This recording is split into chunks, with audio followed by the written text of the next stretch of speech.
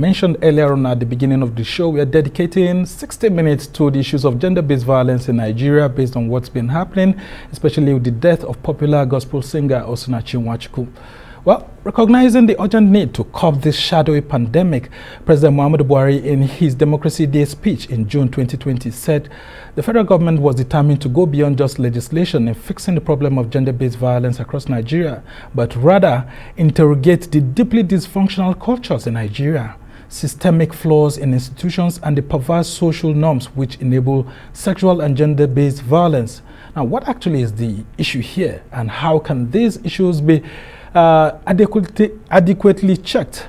What does the government need to do to put a halt to this menace of gender-based violence?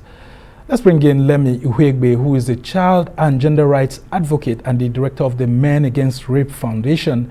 And also joining me on the show is Edoamawo Udeme, who is the founder of the Network Against Domestic Violence Foundation. So good to have you here. Let's start with you, Lemmy. I mean, you must have heard about the death of the popular gospel singer. We still have an autopsy report that has been awaited. The allegations that her husband was responsible for her death due to the history of gender-based violence in that family. What do you have to say about all of this? Well, it's been a very sad and sobering experience, and basically, Osinachi Nwachukwu, now of blessed memory, is a victim of the tyranny of religion and culture. He's a victim of the hypocrisy of that tyranny, of those twin groups I've mentioned. You find clearly that religion, of course, you would see now that the church is being called out on this. And of course, members of the church who, after her death, are speaking up. They knew about it. We know as a fact that with what has happened to Osinachi, it calls for soul searching, deep soul searching, introspection by the church, and I mean every church.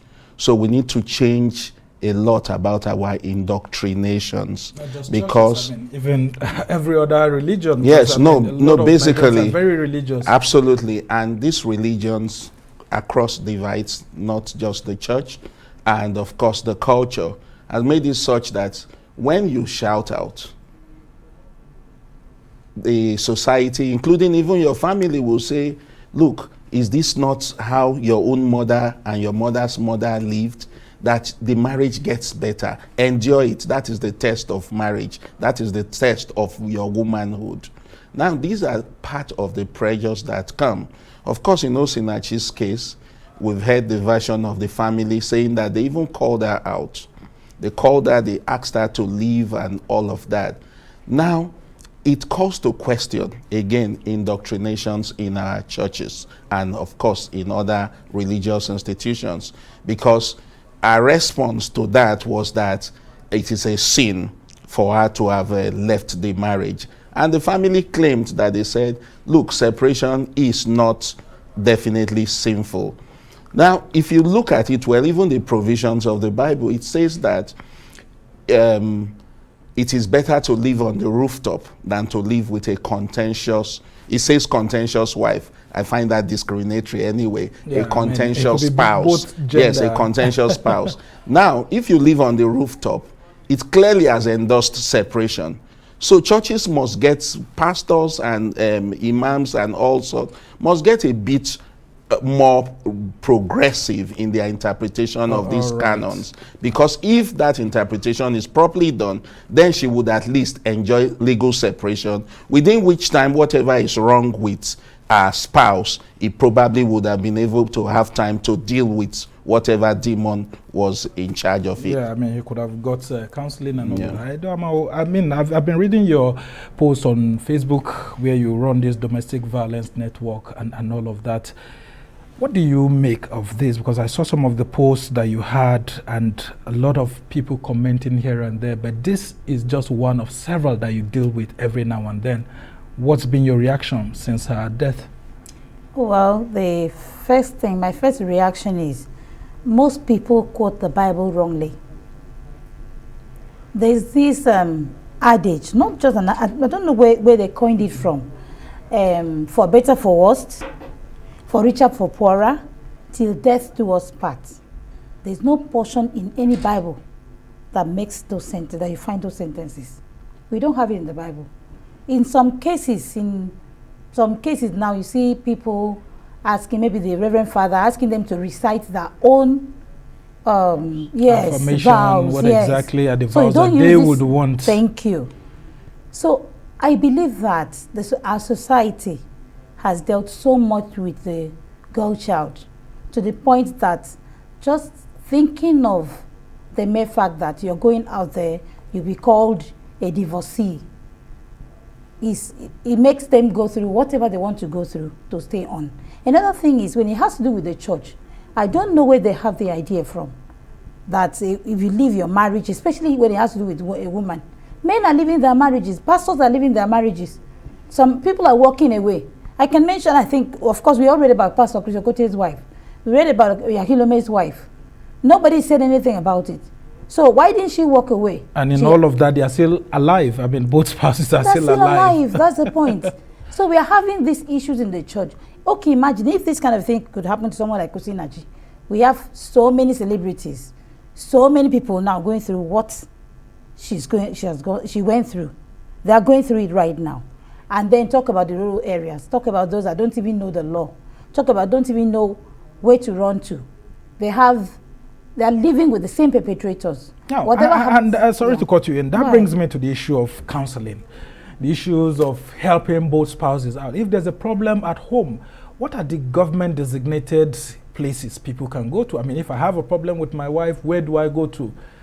People turn to religious institutions because that's the first place where they could have got married to each other. But do we have traditional places where they can go to? Do we have government, organized places, spaces where people can go to seek for help? I think in very many cases, it's not just seeking for help, but it's for the people that you're going to seek for help being available for you. You understand? Now, we have the traditional rulers. I've gone to a place where the traditional ruler tells you that if this happens, the man is brought here, he's punished this way, he's punished that way, and the woman is punished that way. It's different, and it depends on the tradition, it depends on where the incident is taking place. Some other people will not even listen. Some will say, he's a quarrelsome woman, or he's a quarrelsome man. We know some men or some women who have died through that, but they will not even blame it on the husband, they blame it on the woman. So we have that. In the government circle, we have organizations, we have human rights organizations, but do they really organize these things that, okay, once in a month, or you can reach us anonymously, and we organize and give you such counseling, counsel the husband and counsel the wife, and see what is done? Do they really do it? I don't have an idea. The idea I have about the National Human Rights Council, I write letters to them when I have couples issues. We write letter, we put phone numbers of the couples, we explain to them what happens. We expect them to call them and say, okay, let us sit and talk. I tell you, I can mention how many letters I've written. To the Human Rights Commission. Nobody has called me. Which is? Nobody has called the couple. The only one that happened, I think once or twice, the Women Affairs have called the couple for one thing or the other. That's one or two couples for one thing or the other. They just sit them back and tell them. And in most cases, because of the duration of when the incidents happened, they would have reconciled before the, so to speak, reconciliation, get back together and all that, because you can't work out in most cases. Yeah, so, and sorry to just cut you in, because I want to bring Lemmy in here. The issue of economy comes in too in marriages, especially when we have the economy having serious challenges. People are unable to feed their families. People are unable to play the roles that are expected of them. A lot of men get angry. A lot of men become something different from what they were before they got married. I mean, we are having allegations saying that, for example, Sinachi's husband was more dependent on her income and all of that. And so there were times where she had to actually secretly run away to say, look, I'm recording this, don't let my husband know, and all of that. Because if you give me all the monies, he will take them away and all of that. Let's talk about the economy and how it's affecting marriages and making people to also lose their consciousness, misbehave, and all of that, leading to spousal abuses, before we go to the laws that we have on ground? Okay, in responding to that, Udeme made reference to, for instance, cases she's referred to the National Human Rights Commission. Currently, I'm investigating a case of a woman who had complained to the National Human Rights Commission, formal complaint, everything. The husband had been abusive and negligent, and she walked out of that marriage and all. Now, the husband is not catering for the kids, their upkeeps or whatever. She now complains to the Human Rights Commission. The Human Rights Commission said the only way she can have her kids back, these are kids under age 6, the only way she can have them back is if she signs a document saying that, well, she's waived her right to insist on the husband catering for her kids. Then she can have them and take full responsibility. This is totally reprehensible and clearly against even the spirit and letters of even the VAP Act. Okay? Now, this is one case that I am looking into. We are going to formally write them because I have all of the documentation, including that letter that they made her sign out of the husband's responsibility to the children.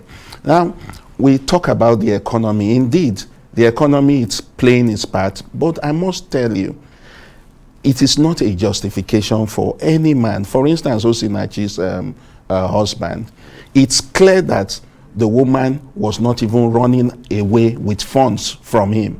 He had control over it. Yeah, so he was arrested, yes, he was a manager. Yes, he was a manager. He had control over the funds. So where is the justification? Some people are just downrightly sick. And, you know, sadism is also a mental health issue. When you are sadistic and you think that the only way you can continually perpetrate your interest is to keep your spouse down. And that is the situation that occurred with Osinachi. Yes, of course, the economy too brings a lot of tension. Away from the beating and the domestic violence, we face very bad times economically, and we find that we are not particularly very exciting company at that point. That's the best that can happen. You can beat yourself up for having a bad time, but you cannot take it out on your family simply because some of the businesses you tried to make happen. All you need, communication is the key in this. Of course, the kids and their mother need a lot of need, not wants now. The economy is so bad you don't talk about wants. Yeah, you talk about needs. I was talking about this being men facing economic challenges. Yes. But we also have the issues of women actually misbehaving and then beating their husbands. Yes. I mean, I've been reading court cases where you see men running for their lives and asking the courts that if you don't divorce me and this woman, whatever happens to me, the court should be held responsible. You see, why we talk about the economy and the influence, we also talk about people's span in terms of being able to take stress. And the amount of stress in recent times the average Nigerian has gone through is having a toll on his mental health. As a matter of fact, in I think about December or thereabout, WHO came out with a statistic that about 50 million Nigerians are having mental health challenge. Okay, in those days when you talk mental health, people think you are definitely mad and going gaga on the streets, you know. But with the stress, I think that WHO also underestimated that figure by saying 50 million. So we need to know that there are counseling outfits. Of course, unfortunately, it's very expensive because if you look at the government institutions that should provide this, including a place like, if it's in the FCT, Social Development Secretary, that should provide this in their welfare unit and all that, you find that one, even the staff are not motivated. Two, they are not trained up to speed with these things. So, as a matter of fact, there's a current case now that the complaint was brought to me today. And it will shock you that even the police, a woman is complaining and giving you evidence of how she's being violated, abused by her husband, who is a lawyer. who is threatening hell and brimstone that I'm a lawyer, I will kill you, nothing will happen. She's shown credible evidence about her abuses. And the police will come, including at the level of AIG and DCP and co, and they will abuse the hell out of the woman, and they will talk down on her, a woman who needs protection. That case has just been brought to me today, and we will look into it, and we will call out the police, because this is sad. Yeah, and I come to you, Udeme. What sort of protection do we have for gender-based violence? People who are victims of gender-based violence in Nigeria, what sort of protection do we have? We have the Violence Against People's Prohibition Act in place. How is the implementation ongoing? Some people who have come to you to seek for help, what sort of help have you been able to get for them? Okay, let me surprise you. In the FCT alone, last year, statistics had it that there were 444 rape cases in the FCT alone.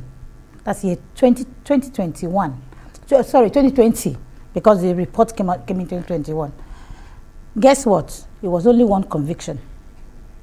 That's the 443 are back in the streets.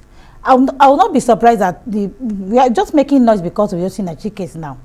In the next 1 or 2 months, the man will be out on the street. Last year, this time, nothing will be happening? Nothing. What has ever happened? Last year, this time, there was a young lady, Blessing Ugele. The husband killed her. She had undergone domestic violence for a very long time. This time around, she just returned from the 3rd CS, and the husband wanted to sleep with her. And she refused, and she got beaten up. The husband used planks, used everything. There were lots of things. Now, before she died, she bled for 1 month, 2 weeks, and 2 days before she died. It's a gory story.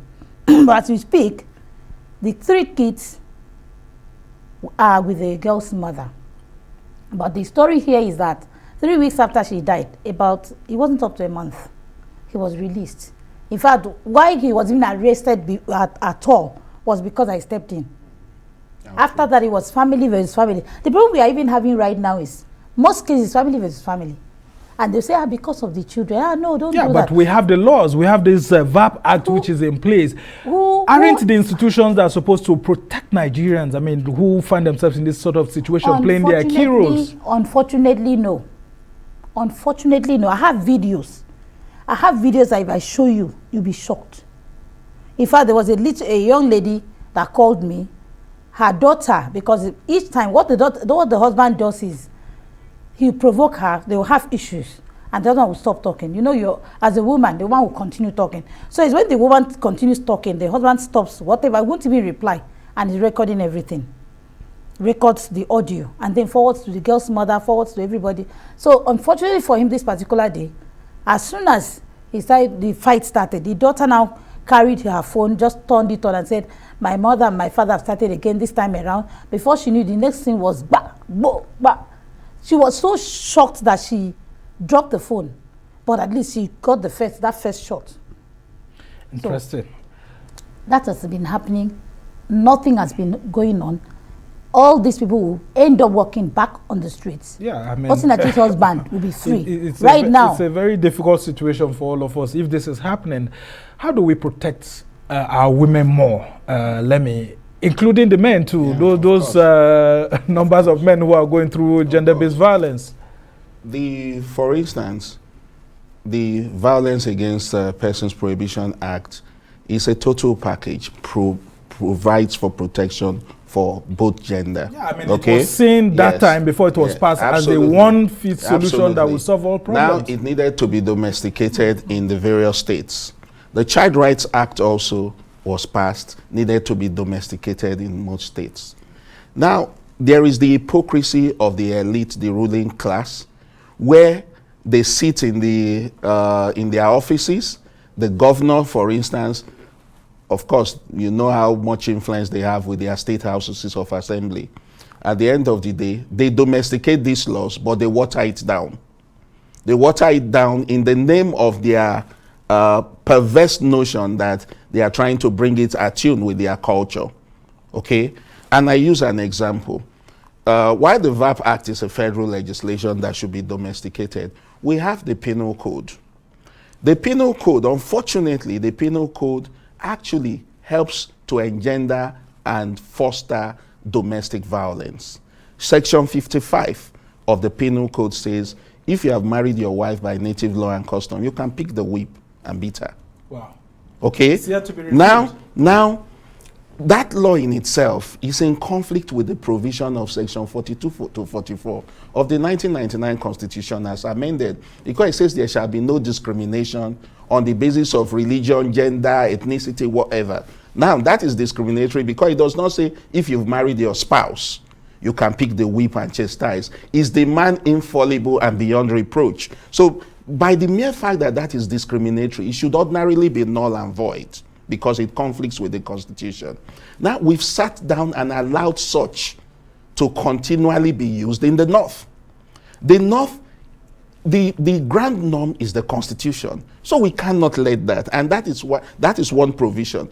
And that penal code is regulating activities in the North. We'll go to the criminal code. There's the provision in the criminal code too that says that if I hit Udeme, it will just be misdemeanor. But if she hits me and I file a complaint, it will be felony. As a man? Yes. I hit her indeed. as a woman. And the criminal code is more operational in the South. Is in the South. So these discriminatory provisions are part of the provisions that encourage domestic violence and gender-based violence that are ab initio null and void.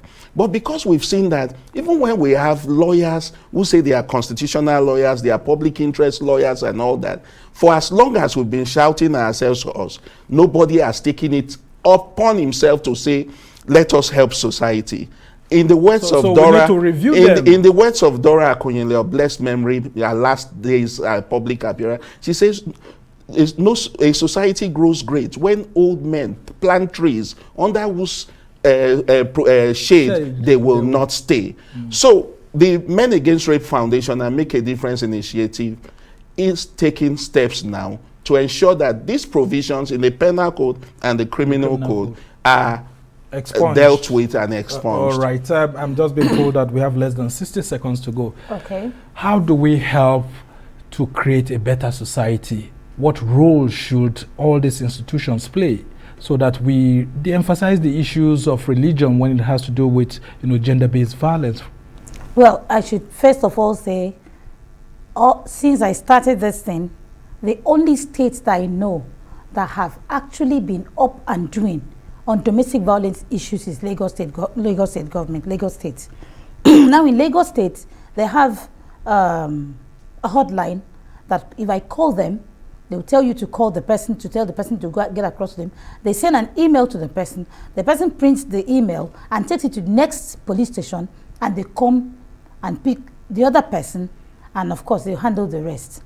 If Nigeria as a whole can start what Lagos State is starting, there's a possibility that it will work for us. Okay. In the FCT, not so much is being done. I mean, where I come from, well, she has just said we should have hotlines to help victims of gender-based violence. What exactly do you have to say quickly before we must treat issues of domestic violence as criminal issues, not civil, so that families will know that there is no basis when you have violated and abused anybody. It's a criminal matter. Yes, you have abused me, but it's an offense against the state. And so police, law enforcement officers who go to take money in order to midwife such settlements must be taught to desist from such acts. Especially when they say it's a domestic matter. Well, Lemmy Ughegbe is the director of the Men Against Rape Foundation. We must thank you for being on the show.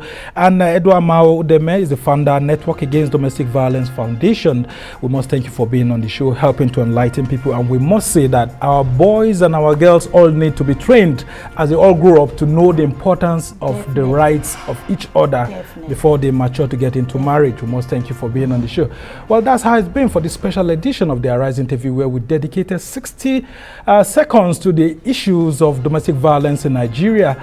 60 minutes to the issues of domestic violence in Nigeria. And we hope you've been able to learn one or two things from all these people we've brought here. Do join us again tomorrow from me and the entire team here in Abuja. Goodbye and thank you for watching. I'm Samna Sambo.